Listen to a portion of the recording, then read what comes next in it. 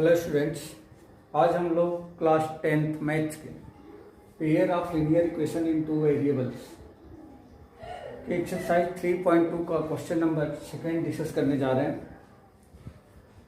Question number first already हमने previous video में हम लोगों ने डिस्कस किया था। इसमें सेकेंड क्वेश्चन में आपको बताना है कि on comparing the ratio A1 upon A2, B1 upon B2 and C1 upon C2, find out whether the line representing the following pair of linear equations intersecting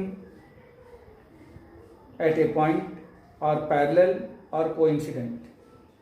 यहाँ पे इसके तीन पार्ट दिए गए हैं, जिसमें फर्स्ट पार्ट दिया गया है, इसमें पेयर ऑफ लीनियर इक्वेशन दिए गए हैं 5x minus 4y plus 8, 5x minus 4y plus 8 equal to 0 and 7x plus 6y minus 9, 7x plus 6y minus 9 equal to 0।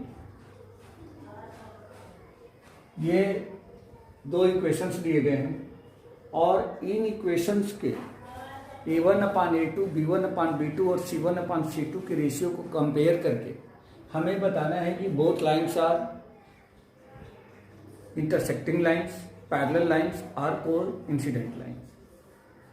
तो जैसा कि आप जानते हैं कि इक्वेशन 1 में जो x, y और कांस्टेंट टर्म होता है उसको A1, B1, C1 कहते हैं, और दूसरे इक्वेशन में x, y और कांस्टेंट को A2, B2, C2 से रिप्रेजेंट किया जाता है। तो here A1 upon A2 equal to, अगर हम देखें तो A1 अपान A2, इसका ये A1 है और इसका ये A2 है, तो ये हो जाएगा 5.7 and B1 upon B2 equal to, ये इसका B1 है और ये B2 है, तो -4 अपान में 6 और -2 अपान 3। अब यहाँ से देख रहे हैं कि 5.7 is not equal to -2 upon 3, since 5.7 not equal to -2 upon 3, ये इक्वल नहीं है। तो ऑलरेडी हम लोग कंडीशन पढ़ के आए हैं कि इफ A1 अपॉन में A2 not equal to B1 upon B2, then lines will be intersecting lines, secting lines. ऐसा होता है अगर A1 अपान A2 और B1 अपान B2 का रेशियो इक्वल ना हो तो ये दोनों लाइन एक दूसरे को किसी पॉइंट पर क्या करती है, इंटरसेक्ट करती हैं। तो यहाँ भी सेम दिख रहा है हमें, A1 upon A2 not equal to B1 upon B2, therefore lines are intersecting lines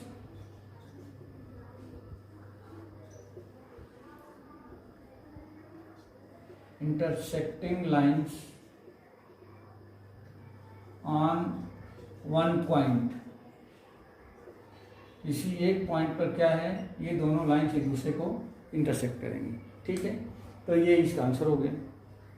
इसी तरह से इसका सेकेंड पार्ट भी हमें ऐसे ही कंपेयर करना है। अगर A1 अपान A2 और B1 अपान B2 दोनों इक्वल हो जाते हैं तब हम लोग क्या करेंगे, C1 अपान C2 को कंपेयर करेंगे। अगर C1 अपान C2 भी इक्वल हो जाता है तो ये इनफाइनाइट मिनी सॉल्यूशन यानी कोइंसिडेंट लाइन्स हो जाएंगी, और C1 अपान C2 यदि इक्वल नहीं होता है तो वह नो सॉल्यूशन यानी कि पैरेलल लाइन्स हो जाएगी। ठीक है, तो इस तरह से इसका सेकेंड और थर्ड पार्ट को आप लोग ट्राई कर सकते हो। अब क्वेश्चन नंबर हम लोग थर्ड देखें, क्वेश्चन नंबर 3।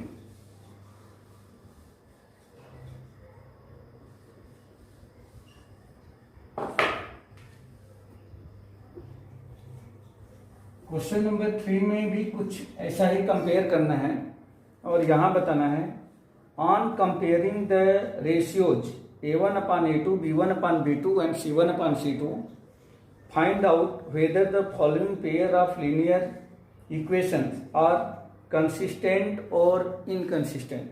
ये हमें बताना है, कंपेयर करना है A1 upon A2, B1 upon B2 और C1 अपान C2 को, और आफ्टर कंपेयरिंग हमें ये बताना है कि दिया गया pair of linear equation in two variables या कंसिस्टेंट है या इनकंसिस्टेंट है। जैसे इसका भी फर्स्ट क्वेश्चन देखिए, फर्स्ट पार्ट दिया गया है 3x + 2y = 5, 3x + 2y = 5 and second equation दिया गया है 2x - 3y =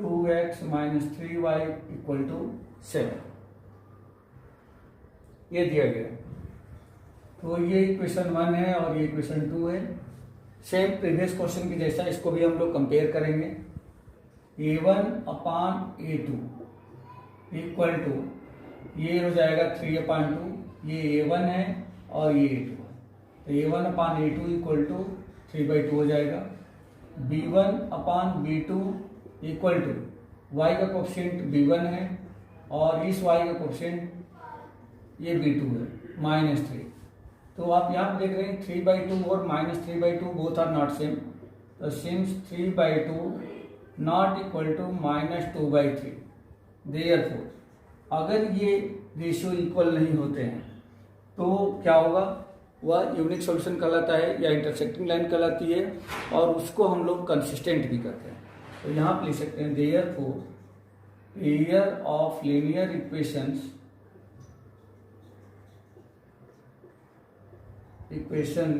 आर कंसिस्टेंट। तो बाकी क्वेश्चन को मैं नहीं सॉल्व कर रहा हूँ, मैं बता देता हूँ आपको कि इसमें 3 कंडीशन यहाँ भी होती है।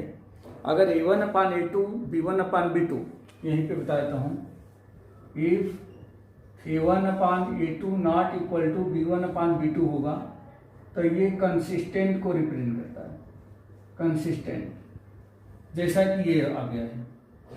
दूसरी कंडीशन होती है if a1/a2 equal to b1/b2 not equal to c1/c2, तब ये इनकंसिस्टेंट होता है, इनकंसिस्टेंट। और थर्ड सिचुएशन में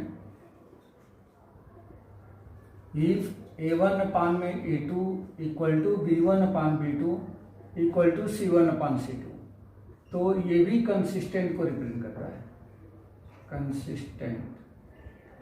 ठीक है बेटा। तो इस वाले फर्स्ट वाले क्वेश्चन में ये पहली वाली कंडीशन अप्लाई हुई थी, इसलिए ये कंसिस्टेंट है।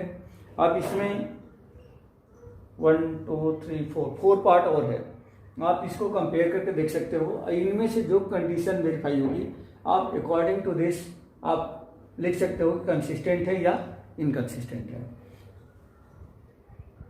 फर्स्ट और लास्ट, जिसमें इंटरसेक्टिंग लाइन और कोइंसिडेंट लाइन, या इसको यूनिक सॉल्यूशन और इसको इनफाइनाइट मेनी सॉल्यूशन भी कहते हैं, इन दोनों सिचुएशन में कंसिस्टेंट होता है, जबकि नो सॉल्यूशन या पैरेलल लाइन में क्या होता है, इनकंसिस्टेंट होता है। ओके,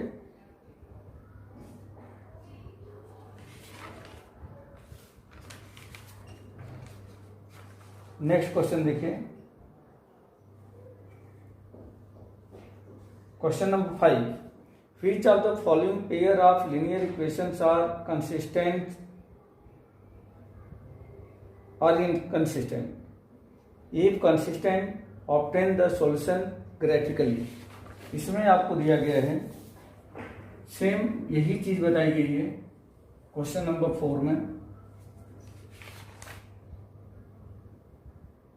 सॉरी हाँ क्वेश्चन नंबर 4 में,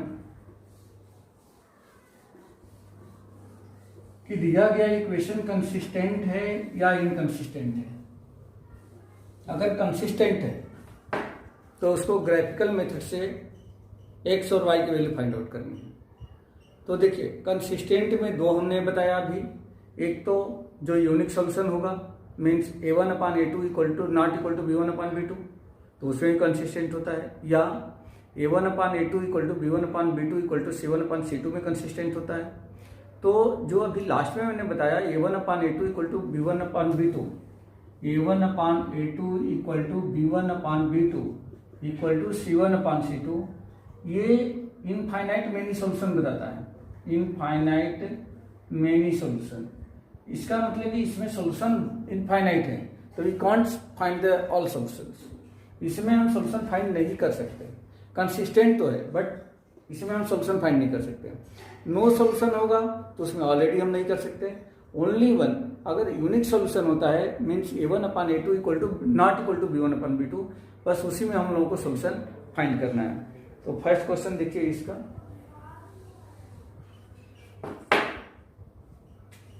क्वेश्चन नंबर 4 का फर्स्ट इक्वेशंस दिया गया है x + y = 5, x + y = 5 and 2x + 2y = 10, 2x + 2y = 10।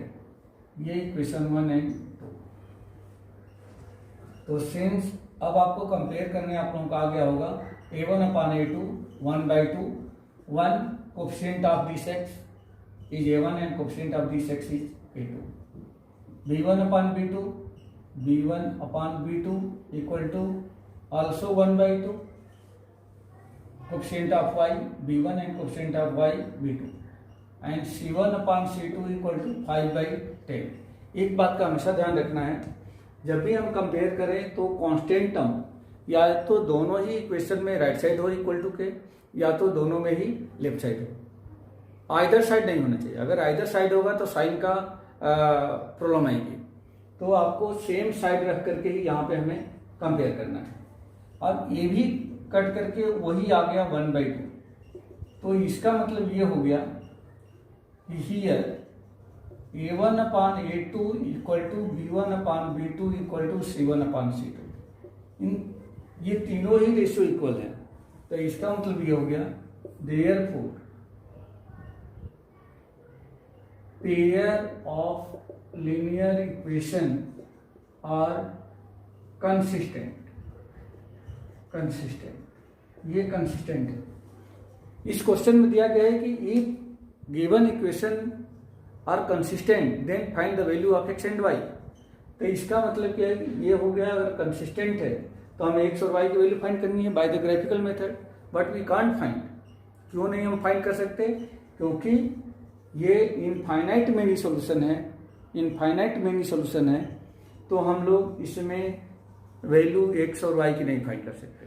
अगर चाहे तो आप ग्राफ बना सकते हैं, इसका इन दोनों का ग्राफ बना सकते हैं, लेकिन उसमें वैल्यू फाइंड आउट नहीं होगी।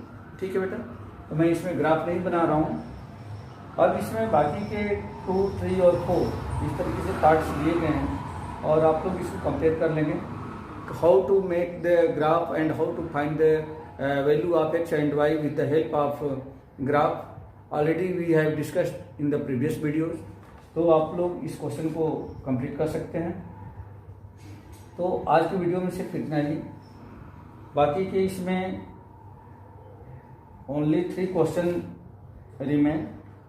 इन 3 क्वेश्चंस को हम लोग नेक्स्ट वीडियो में डिस्कस करेंगे। Okay, thank you.